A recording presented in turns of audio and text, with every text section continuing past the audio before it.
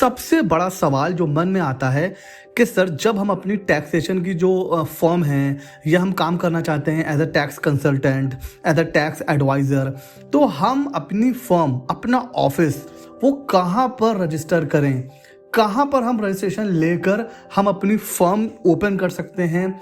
क्या कोई गवर्नमेंट की ऐसी कोई रजिस्ट्रेशन पोर्टल है या कोई सर्टिफिकेट है, या पर कोई गवर्नमेंट ने ऐसा कोई वो बना रखा है पोर्टल जहाँ पे जाके हम रजिस्ट्रेशन ले लें, उसके बाद हम स्टार्ट कर सकते हैं अपनी टैक्स कंसल्टेंट या टैक्स एडवाइज़र। तो हमें कहाँ पर रजिस्ट्रेशन लेना है, तो आज इसी बारे में बात करेंगे। और इसका एक सीधा सा अगर मैं आपको आंसर दूं तो वो ये है, नोवेयर। बिल्कुल ठीक सुना आपने।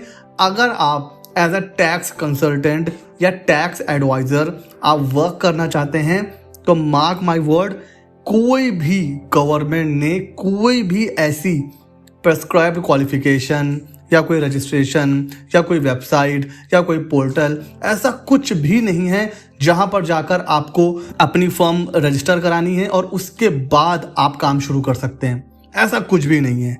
हर वो इंडिविजुअल जिसके पास इंटरप्रिटेशन की स्किल है और एक्सपर्ट नॉलेज है टैक्सेशन लॉ में, जैसे कि इंडिया में है इनकम टैक्स, जीएसटी और जो है एक्साइज, कस्टम, अलग अलग एक्ट हैं, पीएफ, ईएसआई, ट्रेडमार्क, जिसके पास इनको समझने की और जिसके पास इसकी एक्सपर्ट नॉलेज है वो काम कर सकता है एज अ टैक्स कंसल्टेंट या फिर एज अ टैक्स एडवाइजर। तो कहीं पर कोई ऐसा रजिस्ट्रेशन नहीं है। बार बार लोग क्वेश्चन पूछते हैं कि सर हमको फर्म रजिस्ट्रेशन करवाना है, हम कहाँ पर रजिस्ट्रेशन करवाएं, कुछ ऐसा कोई लीगल हमारे ऊपर कोई बर्डन तो नहीं आ जाएगा। तो ऐसा कुछ भी नहीं है। फिर जो अगला क्वेश्चन आएगा कि sir as a tax consultant या टैक्स एडवाइजर के लिए कोई रजिस्ट्रेशन नहीं है, कोई क्वालिफिकेशन नहीं है, तो फिर ये सीए, सीएस, सीएमए, लॉयर लोग क्यों बनते हैं? तो देखिए, टैक्स एडवाइजर और टैक्स कंसल्टेंट कोई भी बन सकता है, लेकिन जिसके पास ये डिग्रीज होती हैं वो ये लोग कुछ स्पेशल पावर होल्ड करते हैं। जैसे सीए, सीएस, सीएमए, ये अपने अपने जो इनका एक्सपर्ट एरिया होता है वहां पर ये ऑडिट कर सकते हैं। तो ऑडिट की पावर इनके पास होती है, वो नॉर्मल टैक्स कंसल्टेंट के पास नहीं होती है। उसी तरह एक लॉयर होता है, वो अपने क्लाइंट को ना सिर्फ GST department, income tax department, बल्कि हाई कोर्ट, सुप्रीम कोर्ट तक रिप्रेजेंट कर सकता है। तो लॉयर के पास अपनी पावर होती है। तो जिनके पास ये डिग्री होती है उनके पास एक एडवांटेज होता है, एक एक्स्ट्रा एज होता है। वो ऑडिट कर सकते हैं, वो साइन कर सकते हैं बैलेंस शीट, उनके पास ऑथोराइजेशन की पावर आ जाती है। इसलिए लोग सीए, सीएस, सीएमए और लॉयर बनते हैं। तो टैक्स एडवाइजर अलग होते हैं और ये जो सीए, सीएस, सीएमए या फिर लॉयर होते हैं, इनके पास अपनी अलग पावर होती है। लेकिन ऐसा नहीं है कि आपके पास कोई डिग्री नहीं है तो आप अपनी फर्म ओपन नहीं कर सकते हैं। आप बिल्कुल ओपन कर सकते हैं। तो सर हम कहाँ करवा लें रजिस्ट्रेशन? वैसे तो कहीं नीड नहीं है, बट फिर भी अगर आप एज अ बैकअप या आपको कहीं कोई अपने ऑफिस में सर्टिफिकेट लगाना है तो हम लोगों ने कई बार मैंने आपको बताया हुआ है, आप अपने आप को रजिस्टर कर सकते हैं एज अ जीएसटी प्रैक्टिशनर। यहाँ पर लेकिन पहले कोई भी ग्रेजुएट अलाउड था, चाहे वो बीए हो, बीएससी हो, बीकॉम हो, कोई भी। बट अभी पोर्टल में चेंज हो गया है। कोई नोटिफिकेशन नहीं आया था बट चेंज हो चुका है। अभी सिर्फ बीकॉम, एमकॉम, एमबीए या LLB, in short commerce background को ही जीएसटी प्रैक्टिशनर का रजिस्ट्रेशन मिल रहा है। और एक होता है इनकम टैक्स में टैक्स रिटर्न प्रिपेयर्स। तो वो कौन होते हैं? वो इनकम टैक्स में रिटर्न प्रिपेयर करने के लिए ऑथराइज्ड होते हैं।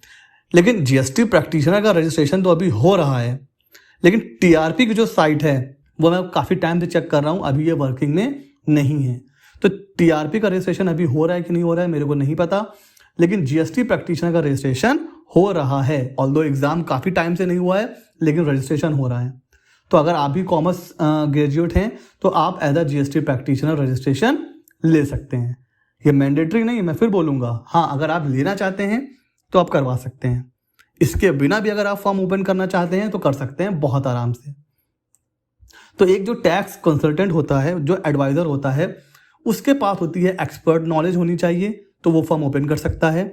उसके पास इंटरप्रिटेशनल स्किल होनी चाहिए, अलग अलग लॉ को समझकर उनका इंटरप्रिटेशन निकालना उसको आना चाहिए, तो वो टैक्स कंसल्टेंट बन सकता है। उसके पास इतनी एबिलिटी होनी चाहिए कि वो अपने क्लाइंट की टैक्स की जो लायबिलिटी है उसको कम कर सके। उसके पास इतना एक्सपीरियंस होना चाहिए कि वो कुछ वैल्यू एडिशन कर सके और वो फॉल्स प्रैक्टिस नहीं करना चाहिए।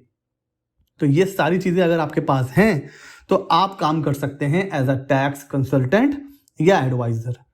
आपको कहीं कोई रजिस्ट्रेशन, कोई पोर्टल पर रजिस्ट्रेशन लेने की कोई भी नीड नहीं है। इसके अलावा जो जनरल रजिस्ट्रेशन होते हैं, जो सभी पर एप्लीकेबल होते हैं, आप चाहो तो उनमें करवा सकते हो। जैसे एक गवर्नमेंट का पोर्टल है MSME, यहां करवा लीजिए। अगर आपको लग रहा है आपके जो एम्प्लॉयज हैं वो 10 या 20 को क्रॉस कर जाएंगे तो PF ESI हो जाता है ना। आप चाहो तो GST रजिस्ट्रेशन ले सकते हो। अगर आपका कोई अच्छा सा ट्रेडमार्क है, आपको लग रहा है कि जो आपकी टैक्सेशन का जो फॉर्म है उसका नाम बहुत अच्छा है, आप चाहते हो कि वो ट्रेडमार्क हो जाए, कोई और उसको यूज ना कर पाए, तो आप ट्रेडमार्क भी फाइल कर सकते हो। अगर आप लोग 2 लोग मिल के कर रहे हो काम, तो आप पार्टनरशिप फर्म का रजिस्ट्रेशन करवा सकते हो या फिर एज अ कंपनी रजिस्ट्रेशन भी करवा सकते हो काम स्टार्ट करने के लिए एज अ टैक्स कंसल्टेंट। ठीक है, तो ये वो रजिस्ट्रेशन है जो जनरली सभी पर एप्लीकेबल होते हैं। तो आप चाहो तो आप अपनी फर्म को यहां भी रजिस्टर करा सकते हो। लेकिन मैं फिर बोलूंगा ये कोई मैंडेटरी मैं नहीं बता रहा हूं। ठीक है, मैंडेटरी सर क्या है, वो है ये सारे पॉइंट्स। अगर आपके पास ये सारी जो पॉइंट्स हैं, अगर ये आप इसमें अपनी कमांड रखते हो तो आप काम कर सकते हो as a tax consultant, as a tax adviser. I hope इस वीडियो से आपको इतना क्लियर हो गया होगा कि टैक्स एडवाइजर या कंसल्टेंट बनने के लिए आपको कोई डिग्री या कोई क्वालिफिकेशन या कोई रजिस्ट्रेशन की नीड नहीं होती है। ठीक है, तो मैंने सोचा इसके ऊपर वीडियो बनाया जाए। वीडियो कैसा लगा जरूर बताइएगा। नए हो चैनल पर तो इसी तरीके के मजेदार वीडियोस के लिए CA Method 24 को कर लीजिए सब्सक्राइब। कब मिलते हैं अगले वीडियो में।